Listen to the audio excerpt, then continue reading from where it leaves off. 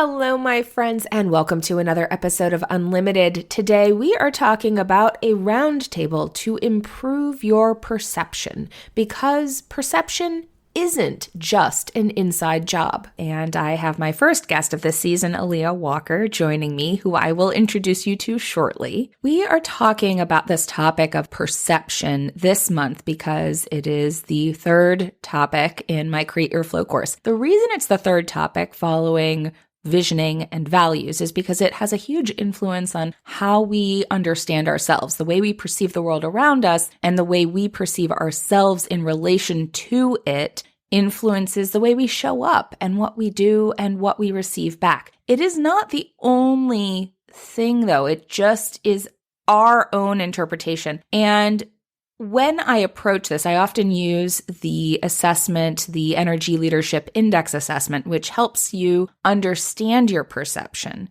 It's different than personality assessments like Myers-Briggs, DISC, Enneagram, which have kind of a work with what you have approach through adapting your behavior to your strengths. This is more of an attitudinal assessment, which takes a transformational approach to expand what you have to work with through awareness and shifting of perception. But I wanted to take this space in this podcast to not just dig into that and understanding your own personal lens as it relates to your own experience, but how do we expand that even beyond your own experience? How do we receive that? Understanding your own lens and the way it's functioning in your life can help you lean into conversations and be able to lean into spaces where you have an opportunity to expand your perception. I look at it as if you're looking to expand your perception or be able to shift that lens that you see the world through, you have to first have a willingness to see things differently and then have the awareness that it's possible to see things differently. I think willingness comes first, because without willingness, you won't be open to the awareness of possibility. And then it's creating space to see things differently. And oftentimes we need other people's perceptions. We need to hear other people's experiences and other people's point of view to be able to allow ourselves to expand what we have access to, because we tend to see what we know through our own experiences. The University of Central Florida came across a page that they have in their general psychology section that talks about perception as the way sensory information is organized, interpreted, and experienced. Bottom-up processing is building from sensory input alone. Top-down processing is how we interpret that sensory information based off of our knowledge, experience, and thoughts. We also have what's called sensory adaptation, where we may notice something that we're perceiving sensorily at first, but then that perception fades, not that the information, the sensory information is gone, but just that it becomes normalized so we don't perceive it anymore. So this is where having other people to facilitate our ability to perceive things, both in terms of expanding what we know, because we only know what we know, right? We've only experienced what we've experienced, and we are not the only people experiencing things in the world. And there are a lot of differing experiences based in the levels of privilege that you have in the society that you function in, the spaces that you occupy in the society, etc. So it's really important in order to create change and to create a better, more equitable, more sustainable society to be able to step outside of your own experience and allow that expansion to happen through hearing and perceiving other experiences. I appreciate this idea of the round table, which you may have been exposed to through Jada Pinkett Smith's roundtables or King Arthur's idea of the round table. But basically, the round table is a reference to a gathering of persons in which all are accorded equal status. So there's no head, there's no authority figure. It's all equal people showing up to engage in a conversation. And this is actually how I met Aleia. She is the founder of Mojito Marketing Agency, an evergreen marketing agency, and The Hill Creatives, which is a directory for Black creatives. This year, The Hill also launched the Roundtables, which are on-demand DEI trainings for small business owners. Between these two brands, she works with clients to create and implement marketing strategies that honor a client's values while achieving profitability. When she's not knee-deep in spreadsheets, creating data-backed marketing strategies, or campaigning for social justice, she's probably talking herself out of buying plant number 38. Who am I kidding? She's probably already bought it. Or sipping a single-barrel 14-year-old rum. I met her through her roundtables and really appreciated that experience of those conversations. And so that's something that we are chatting about, is how she used that and how we use that in our life to expand perception and do better in the world. Some of the topics that we are covering are foundations for diversity in business and marketing, real versus superficial representation, the importance of embracing discomfort, listening to hear versus respond, safe space versus brave space, and the step that matters most when showing up. And little hint here, it's not the first one. I found our conversation so helpful in even just noticing the different perspectives that we came at some of the conversations. Like, I work with people around confronting expert syndrome, which is this need to be seen as an expert and to know all the things. And when we were talking a little bit about that dynamic with some presentations versus roundtables, she brought up the important point of not expecting others to be an expert, especially based in their identity. So I know that you are going to love this conversation, and I am excited to share it with you. So without further ado, let's get started. Hey there, I'm Valerie Friedlander, Certified Life Business Alignment Coach, and this is Unlimited. This podcast bridges the individual and the societal, scientific and spiritual, positive and negative, nerdy and no, there's just a lot of nerdy. Come on board and let's unlock a life that's as badass as you are.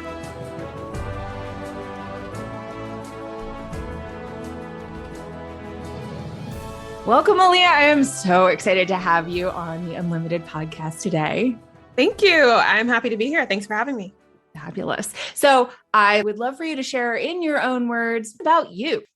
That's always a fun question. So how I found you is from this project I started called The Hill Creatives, which is a directory I started to feature Black creatives after George Floyd's murder. And I wanted something to do to release myself from the noise and from like anger scrolling and all that kind of stuff. So I started this directory and it morphed into conversations about diversity in marketing, diversity in business, and what that looks like for us, how we show up. So I've been lucky to host a lot of great conversations with amazing people, summits, talking about this topic and what it means to us as small business owners. But before that, and still, I'm an email marketer at heart. So I spend a lot of time in metrics, a lot of time writing words to help people bring out what they want to do, but also live their lives how they want to. So how to talk to customers in a way that makes sense and how to build a business that makes sense for who you are and not for what you're supposed to be doing. And the metrics you're supposed to be running after, the vanity metrics you're supposed to be running after. So I'm really big on intentionality, doing things that make sense for you, but also doing things that are not harmful to other people, which is something we're all unlearning. I'm learning how to say that's harmful, I don't want to do it, and other people are doing it at the same time. And so I love supporting people in that journey. I love it. And I have had so much appreciation for all of the things that you've brought forward in both in those conversations and then just as I've followed you and your email marketing.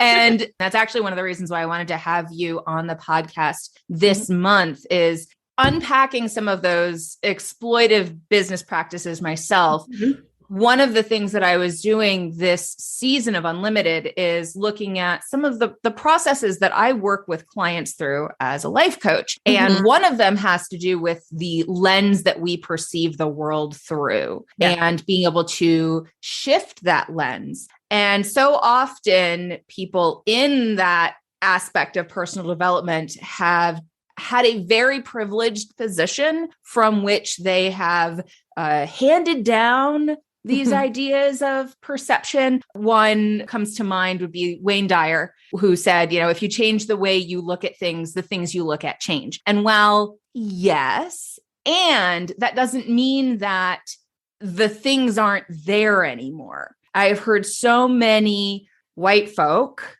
who are in this space suggest that things like patriarchy and racism and the exploitive practices of capitalism, you can just, if you just think about it differently, then it's not a thing. Like, just if you focus on it, then where you put your energy expands. So just don't put your energy there. And it's like, that doesn't like make it go away. No. So because I wanted to dig into that idea of perception and the power of perception, I felt like we couldn't not talk about the individual perceptions versus that conversation. So the fact that you approached the roundtables as roundtables so often in this online business space, in the marketing space, build your email list with an online summit. And then you have all these experts come on and share their expertness.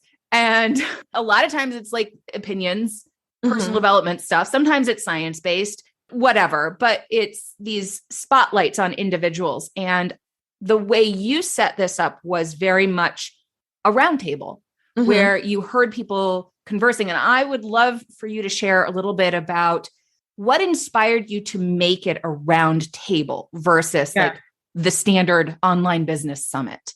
Yeah. So I wanted it to be based on conversation. I most certainly did not want us to have presentations be entirely based on here's a history of this thing that's happened, or here are like 10 examples of pulling out someone's trauma and let's talk about it. I didn't think that was helpful in a whole. We did have some of those conversations just because there's so much stuff that people just don't know that they don't know. So I thought it was helpful to have a couple of those to like base that. But I really think that it was important for the people who are experiencing it and the people who are working through it at the same time to have these conversations. I want us to come to the table knowing that no one had the same point of view and we didn't have all the answers either. Like, we are literally developing this as we go on. People of color, disabled people, other marginalized people, they're just learning how to talk about it. We're just learning how to talk about it out loud. Like, we've always experienced it. We knew these are things and we're kind of like, it's not going to change. So we're just learning how to say it out loud. At the same time, a lot of people are experiencing it, or like first, not even experiencing it, acknowledging that it's happening, realizing how bad it's been. So we have to come to a place where we're comfortable having these uncomfortable conversations, or it's just going to stay the same. Because the position that I don't want to think about it is a very privileged position. And there are people who can walk away not thinking about it.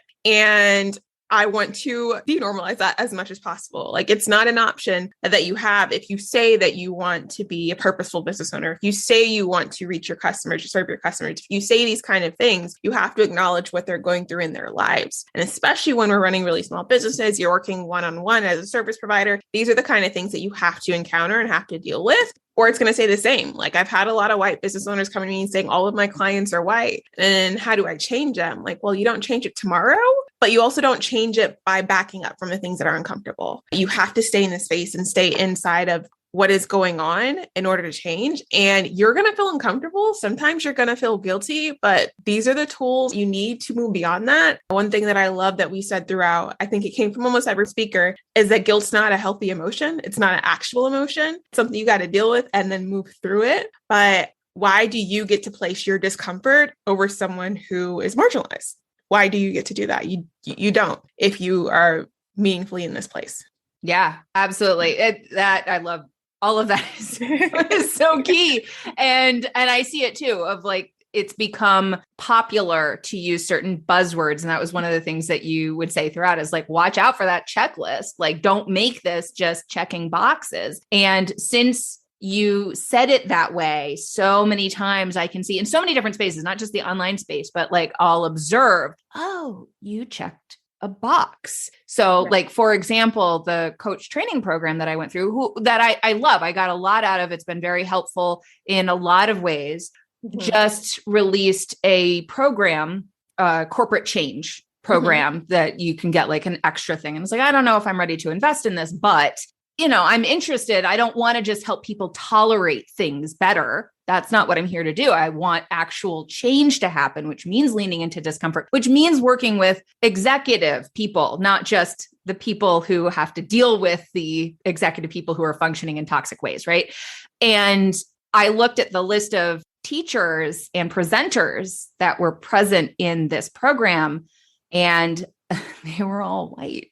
There weren't even any marginalized, like, I mean, I don't know. There are some things that you can't see, right? Yeah. But to acknowledge that at the same time, you can't put something together that is about creating change when it's all people who are in the position who perpetuated a lot of the problems. Yeah. Yeah. So, and I was like, oh, because they created a DEI position and so I was like, they checked a box. Yeah. Okay. I started calling it college brochure diversity because if you think you look at a college brochure, especially I went to a primarily white institution, and I think there's 10% Black people at this school. And I don't know that we did this back in the day. I can't even think about it. But when you think about college brochures, they are checking a box. Or you have a Black person, we have someone in a wheelchair, shows that we're friendly to disabled people. We have a Latina person, we have maybe an older person, and then we have maybe one white person. And okay, cool. We got it. We looked diverse, but that doesn't represent what's actually at the school. And not only does not represent what's at the school, it doesn't always represent their experiences. So just because you say you have all these people does not mean that you are doing anything to support these people. And it's something we have to be really, really cognizant of when we're putting together our teams, when we're putting together summits, when we're putting together our vendors. Like if you're hiring someone, think about it. If you want to be diverse, if you are a person who does not have a diverse set of clients, start with hiring someone who does not look like you to start having a different conversation. Whether you can bring on a full-time member or not, like if you are just hiring a copywriter, hire someone who doesn't look like you. And this goes for everyone. This is how you start making change. You have to actually involve the people that you want to serve, whether it's whatever capacity you can do that. Bring in someone who is different, and it's always going to enhance your conversation. Absolutely. Well, and so I run group coachings.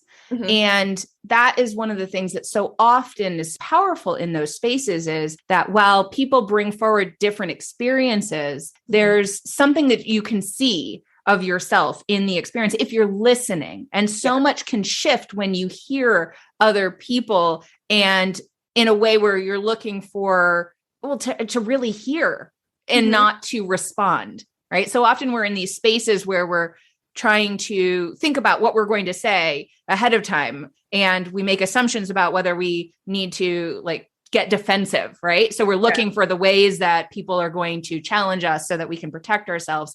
That guilt, right? We're prepared to avoid or prevent or hold off the guilt feelings or the shame feelings instead of feeling supported enough to walk through them. And so having the different voices and different life experiences and acknowledging that just because someone is marginalized in a particular way doesn't mean that they have the same opinion as someone else who is marginalized in the same way, because we're all human and different. And I loved how you brought that forward, but you also brought in, hey, there's a whole variety of people. It's not like this spectrum, this binary, it's this and this, or this and this. It's like we're the human experience and how all of these dynamics affect all of us in harmful ways, and being able to hear that from different people is really powerful. Yeah. I thought it was really meaningful what you just mentioned, how you were in a coaching program and everyone is white in that coaching program. And to say, I'm from the outside looking in, I might choose that program if I was interested in that. But if they said, yes, we support diversity, I'm not having that same connection. Like I'm not getting that from looking at you. That is one reason that I didn't have just people of color at the Hill Roundtables, because I was saying that I wanted to bring people into the conversation. So I had to bring people into the conversation that weren't all of the same background. There were conversations that were primarily, there were the conversations that were not. So I think it was really, really helpful to have that, for us to have that experience. I had some conversations that are kind of like closed door. These are some of the things we don't talk about out loud. And these are the kind of things we don't talk about like in mixed company. And if you understand what I mean. Absolutely. And I was really grateful that we got to have that. We got to have conversations in ways that weren't harmful. We didn't all agree on everything, which was also really important, but we also weren't like, it wasn't a CNN conversation. It wasn't an MSNBC. It wasn't that other channel, because I think it's important to know that we are going to have disagreements. We're going to have conflict, and we're not going to see things in the same way all the time. And it's important for us to interact with that, embrace that feeling, and move through, for sure. That was one of the other things that I thought was particularly powerful about having it be a roundtable and having different perspectives is, as an example, for how you can show up to conversations where there are different opinions, which we don't do, and different experiences, and to be able to respect and hear each other and learn and grow from hearing, to be in a space that is held as we're learning. And what you're saying about learning how to have the conversation, how to communicate, but also actually articulating things that you haven't had to put into words before. And words are so insufficient for experiences. I wonder, was that something that you were finding as you were both moderating, but also engaging in all of these conversations and especially also as a marketer, right? It's all about words, right? But they are so insufficient sometimes. So one thing I very much wanted to protect my presenters, my speakers, because it's really easy to shift to sharing experiences, which is always going to be helpful, but that's a fine line. You're sharing your trauma, and that's not always easy. And I didn't want anyone to feel uncomfortable, have to share those. So I, as much as possible, would bring forward mine. And I would take all right, I'm going to put out here and pull out my experience of when I was 8 and this girl told me that I was pretty for a Black girl and she didn't understand what the problem with that was. So I try to do that as much as possible versus having my presenter do that, because trauma sharing is not helpful it's not what you should take. I think for a lot of what I want people to get across is take our word for it, because we've been here, we've done that, and we've lived it for the whole of our lives. But it doesn't mean we need to give you a breakdown list of when this happened for you to then tear it apart and try to tell us that it didn't really happen that way. So I tried to be as vulnerable as I possibly could, but there were still conversations that did not happen. And I didn't think that they were the right conversation to have outside of closed communities. And so I protected that as much as possible as well, while at the same time acknowledging that I come from I have a certain amount of privilege, a certain amount of differences compared to other people. I grew up middle class. I have a parent who's an immigrant and a parent who's not. And there are different things that are going on in my background. I went to private schools, those kind of things are context that's important. So if I shared that as much as possible and I allowed my panelists to share that as much as possible, while still protecting their individual stories where they needed to. Yeah. Well, I mean, asking people to share trauma is exploitive, right? That's that whole thing. I'm wondering, as you engage, holding that space, one of the things that I've come across recently is that idea of, there's safe spaces, which are the closed spaces where you don't have to explain yourself. That people aren't going to challenge that. That's not what that space is for, and then there's the brave spaces, the spaces where we show up to those hard conversations and we're prepared to engage and be challenged in what in our perception in the world, right? Because I come from things with a certain perception of the world growing up as a white girl, middle class, fairly well-off grandparents, all of the neurotypical, for the most part, all of those things. And, having the particular lens of the world that I have, getting faced with seeing things that, how I have lived has actively been harmful to other people without my even being aware of it. And walking through the emotional experience of that isn't something that I would want to put on someone else, because then it just perpetuates that harm, right? So what are the spaces that we occupy as we have these conversations, and who are we having the conversations with, and what kind of space is it that you're creating and holding? Yeah, I think that's really difficult because in some way, shape, everyone has harmed someone in the past, however that exists. But knowing that the harm you committed, you didn't know, you weren't aware of it. And it was so beyond, it was just below the surface. It's not that hard to dig into most times. That is something that's really difficult for people to acknowledge. And I didn't shy away from that, hey, sorry, you have to dig that first layer. But I want you to know you don't have to stay there. And that was the message that I wanted people to walk away with. So yes, this is going to be hard to show up for, but I want you to know that we're not asking you to live there. We're asking you to acknowledge it and then do better. Because if you don't, it's simple. If you don't, once you know better, you do better. Like, it's a conversation that schools are having. CRT, like, do we talk about it? And one of the common things that I've heard is like, we don't want to make kids feel uncomfortable. It's like, well, you're making one set of kids feel uncomfortable because you're not talking about it. And maybe they don't hurt right now, but they'll hurt in like 20 years when they discover something that is like really basic knowledge. Like, I remember they lied to us our whole lives about George Washington's teeth. We were told they were made of wood. And I discovered like 5 years ago, they were not made of wood. And would that have been harmful for me to know at 8? Yeah. But I feel worse about being lied to. Or, I mean, you could just also not talk about George Washington's teeth. That would have been cool too. But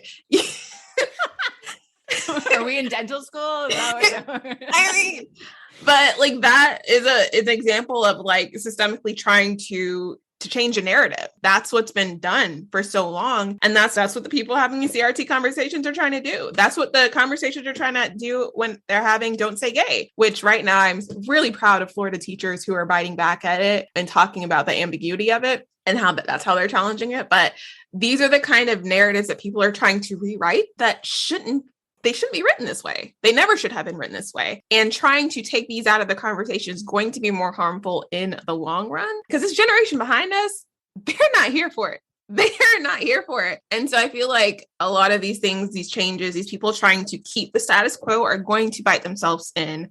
It's just going to be a problem. It is going to continue to be one and like grow and become exponentially more of a problem versus if they just got on board with it. Yeah. Well, I mean, just the ability to have conversations and look at things and think. Mm-hmm.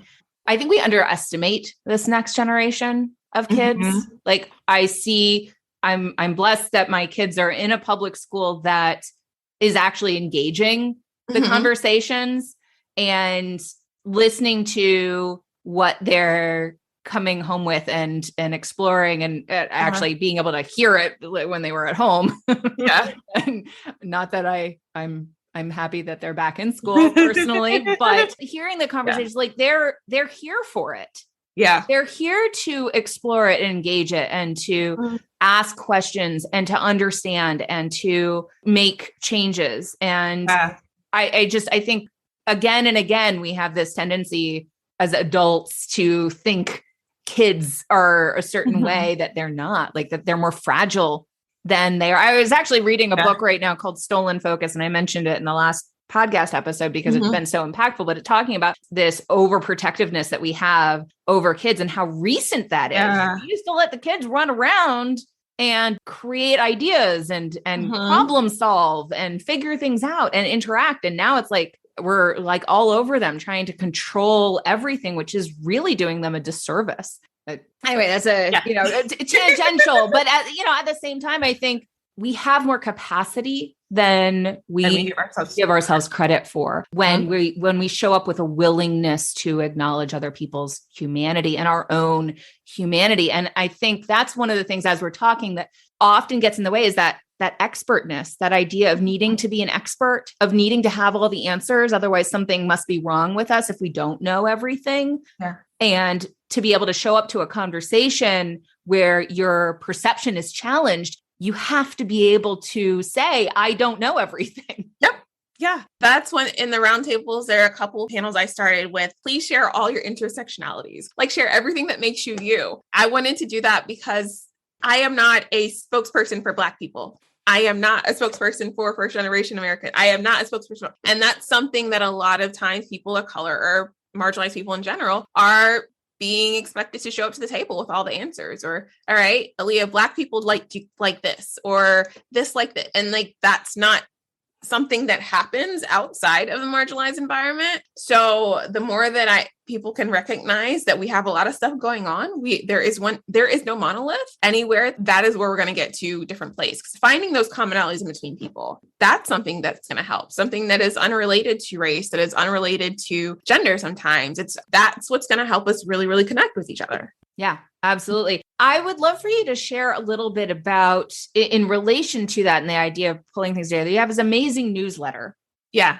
Where you share all of these resources. I mean, I love getting your newsletter because, going through it and seeing like, oh, wow, it opens up like more fairly recently. One of the ones you brought forward was like a conversation around the hoopla about Will Smith. Yeah. You were like, as soon as I said hoopla, you were like, I know what she's going to say. And really engaging the dynamics of that. And it helped coalesce a lot of the things that I've been thinking about and being able to say it, like having the other perspectives to be able to help articulate stuff that you experience. You're like, yes, that's exactly what that was. I just didn't know how to say it. And you have those, and then you have just new ideas. How do you curate that? Well, one, I am subscribed to like hundreds of newsletters.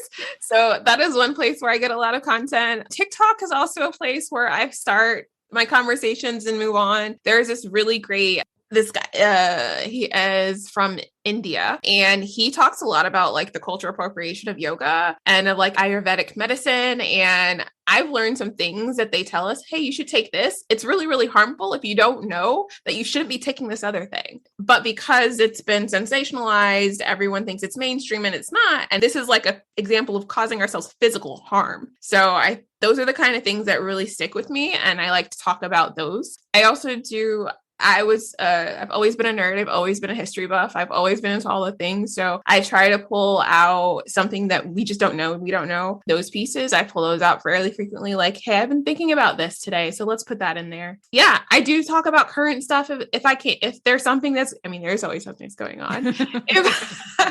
I do talk about current stuff sometimes and try to give more context to what's going on. Like the Will Smith situation has been beaten to the ground, but that's a snapshot of what's going on. Ketanji Brown Jackson, what's going on with her? There are so many ways to go about it. I wanted to share like a snapshot of what's been going on, some of the things that have been happening back behind the scenes. Ukraine, talking about pulling that into context, pulling Palestine and Israel into context so that we can understand. And these are things that we haven't been used to talking about. So having those conversations has been really helpful for me and having some place to put them. So that's how the newsletter happened, and still a marketer. So yeah.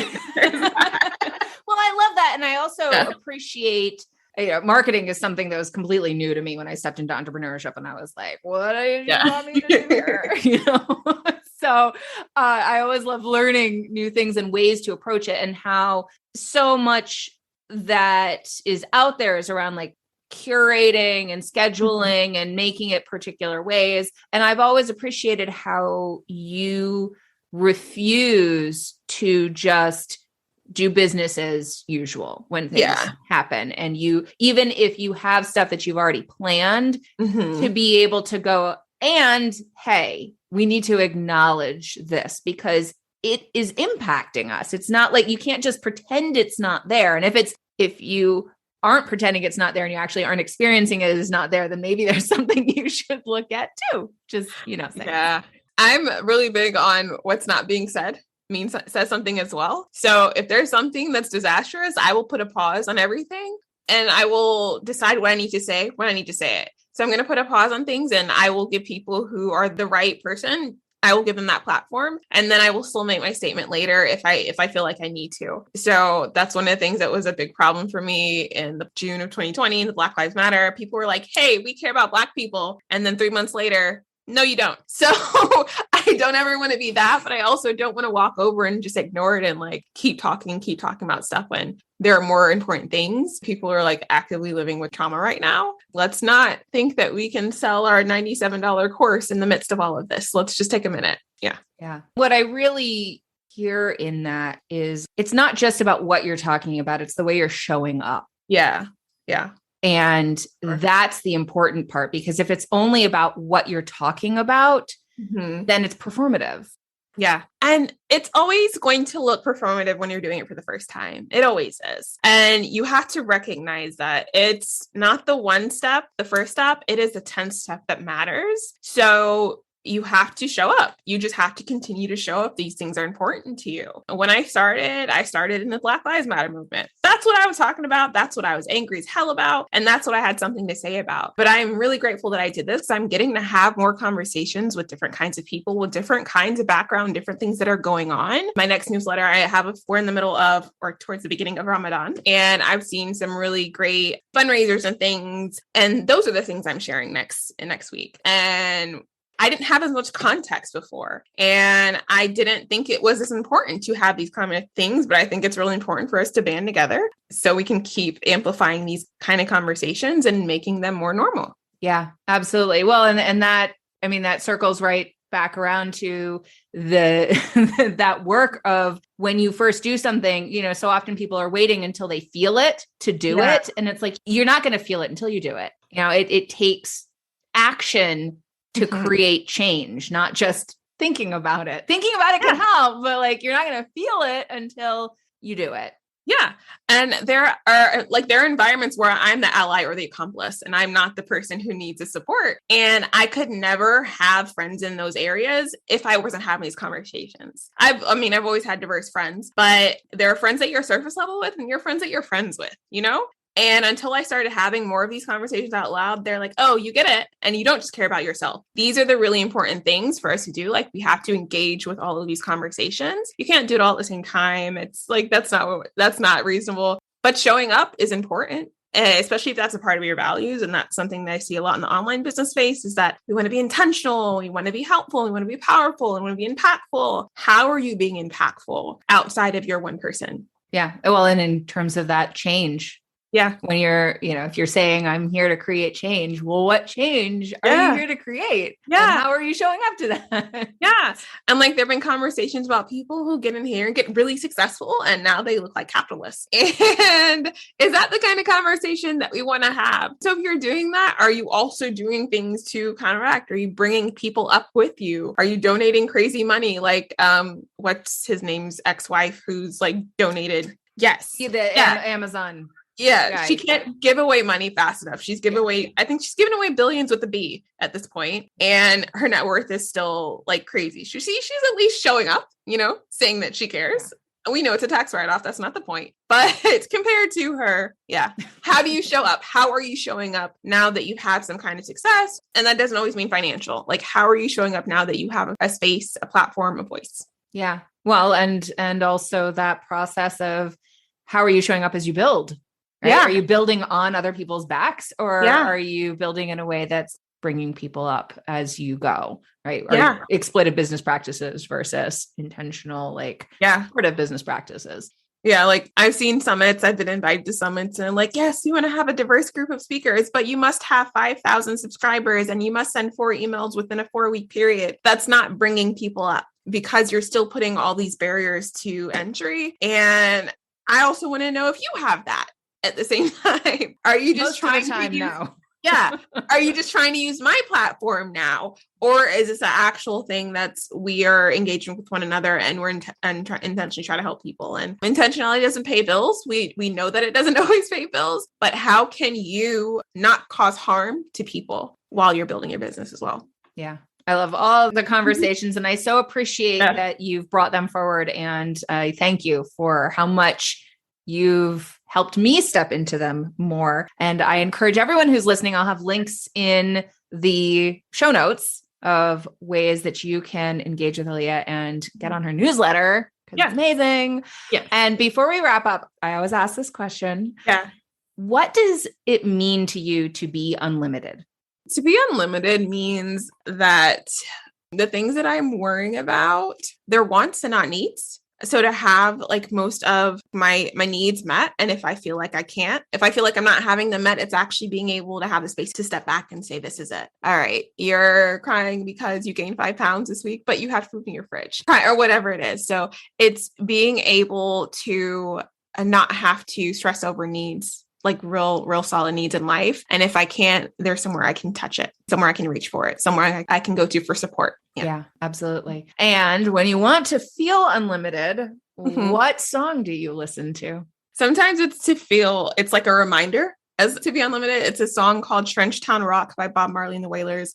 And my favorite line is one thing about music, when it hits, you feel no pain. That is my little sweet spot, is just to live in that. It's a very mellow song. It's not one of his anger. It's really calm and cool. And it's like, all right, you got it. You're good. Awesome. Well, thank you so much. I will have that added to the Unlimited playlist. So anyone wants to check that out, it'll also be in the show notes. Thank you so much, Aleia, for joining me for this conversation. I really appreciate it. Thank you for having me. It was a lot of fun. Thanks for listening. I so appreciate you being here. If you got something out of today's episode, please share it. Leave me a review, take a screenshot, and post it on social with a shout out to me. Send it to a friend or, all of the above. Want to hang out more? Join me on Instagram. Or better yet, get on my mailing list to make sure you don't miss out on anything. And remember, your possibilities are as unlimited as you are. Allow yourself to shine, my friend. The world needs your light. See you next time.